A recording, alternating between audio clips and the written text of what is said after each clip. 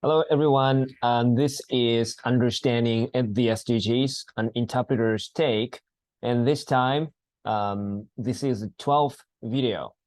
It's titled Behavioral Change. So we talk about changing your actions, changing your behaviors to change and achieve the SDGs. Okay? So this is actually the last video on the season 1 of my SDGs education program. So if you are watching this video, congratulations. And please also continue to watch my season 2 videos. I'm going to film my season 2 videos later. Okay. So this is the table of contents for today. First point is about looking back on your everyday, on your day. Second point is that the world is very complicated. The third point is about starting from the smallest steps to change the world. And lastly, what is your first action? That's the question I'm going to leave you with as I finish the season 1 video of SDGs education in English. Okay. So this is the first point. Let's look back on your daily lives. So please imagine or please remember what you did today. For example, what did you have for breakfast this morning? What did you use to come to the class? Did you use bicycle? Did you use bus? Did you use train to come to school? And what did you buy for lunch today? Or if you have not bought any lunch yet, what are you going to buy for lunch today? So please think about these questions and you will learn and realize that your everyday life is based on a lot of sacrifice.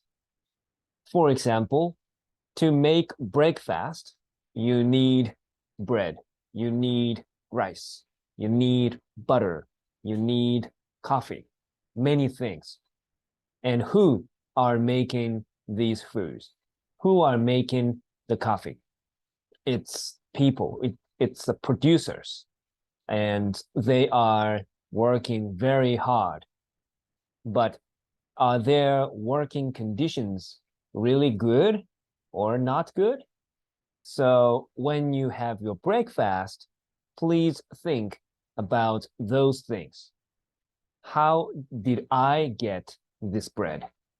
And what did those producers do to make this bread? Are they getting enough money? Or are they working in a good condition? If you think about coming to class, if you use cars, is it good for the environment? How much CO2 does it release? So on and so on. Okay. And if you think about your lunch, where does this lunch come from? Is it from Tokyo? Is it from Asia? Is it from Europe? If your lunch comes from very far places and countries, then the carbon footprint is very high. So this food has very high CO2 release or emission, right? So you think about these questions and think about a seed of sustainability or SOS. This is my original word. Seed is like seed. You throw the seed, you give water to the seed, and a plant will grow, right? So seed of sustainability is the source of sustainability, the beginning of sustainability. So can we think about a better way to make breakfast, to come to class, to have lunch, or to buy lunch? These are the questions we want you to think about, okay? But of course, the world is too complicated, very, very complicated. It's not simple. So it's very difficult to change the world by yourself. So what should we do in this complicated world? I think the first step is to start from the smallest steps, okay? And here is my favorite speaker. I'm sorry, I don't have his picture here, but his name is Jim Quick. He can remember 100 people's name without taking notes. He is great. And he says that we need to make sure to take the smallest steps that cannot fail, right? So if it's a big step, you may fail. You may not succeed. You may not do well. So big steps are difficult. Big steps are risky. But if it's the smallest step, then it's not difficult. It's not risky. You can just start from the smallest steps to change the world, right? So don't think too big.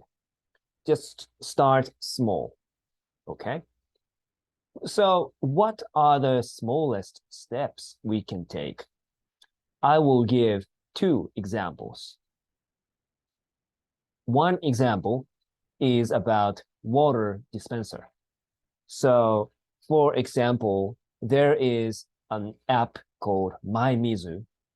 This is an app, and you use this app to find the free water dispenser around you. So this app will find a free water dispenser, and you go there and have the free water dispenser.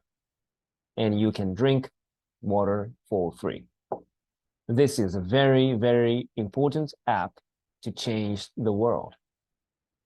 Also, I teach at Doshisha University, and there is a water dispenser that's newly installed in the school. So I use the water dispenser in the university to drink water. This is one small step, very, very small step, but I try not to use plastics. I try to use my bottle or my tumbler and use the water dispenser. So this is my action. Another example, second example, is fashion detox challenge. I had an interpretation job last year, maybe 2 years ago, with Dr. Emma Kidd. This is her, and she is practicing fashion detox challenge, or FDC. What is fashion detox challenge? It's about spending 10 weeks without buying any clothes. So if you like clothes, you go to Uniqlo, you go to H&M, you go to Osaka and buy new clothes, right? But in the fashion detox challenge, you stop buying clothes for 10 weeks,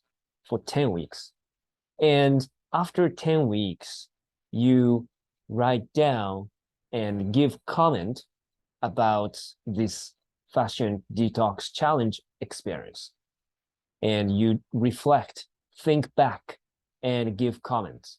Was it difficult to not buy any clothes for 10 weeks? Or what did you think in this 10 weeks period? Did you think that you can use your existing clothes without buying new clothes? Is it okay, or is it too difficult? You give comments, okay?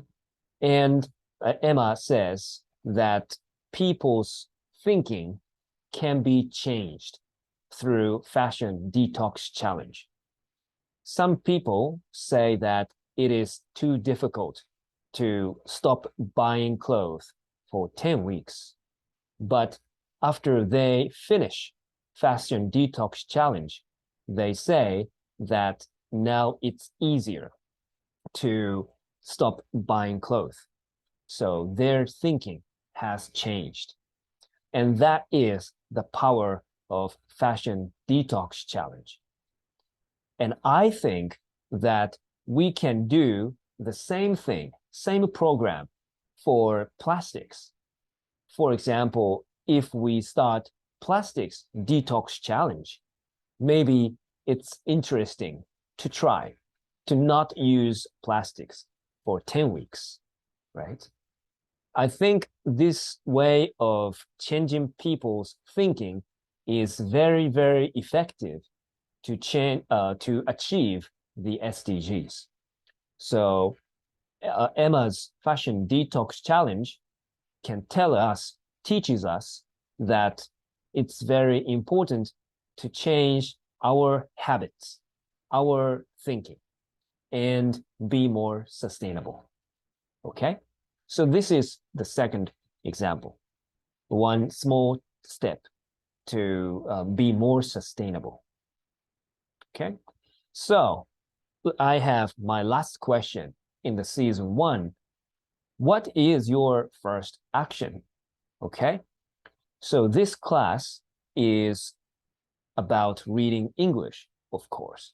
But I want you to not only just read, but also to think and take actions. Take actions, okay?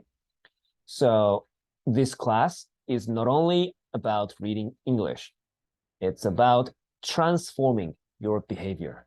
Transform means to make a big change from one to the different stage, from one stage to different stage.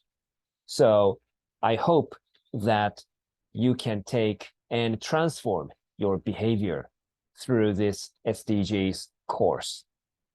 But when you take actions, please consider the following 2 things. The first one is the trade-off, right? So if you take one action, what is the trade-off?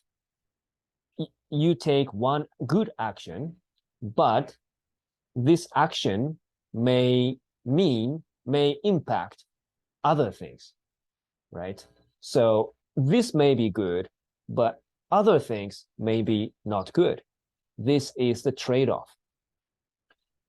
Please think about the relationship between your action and other things, and the result. You can also think about synergy effect.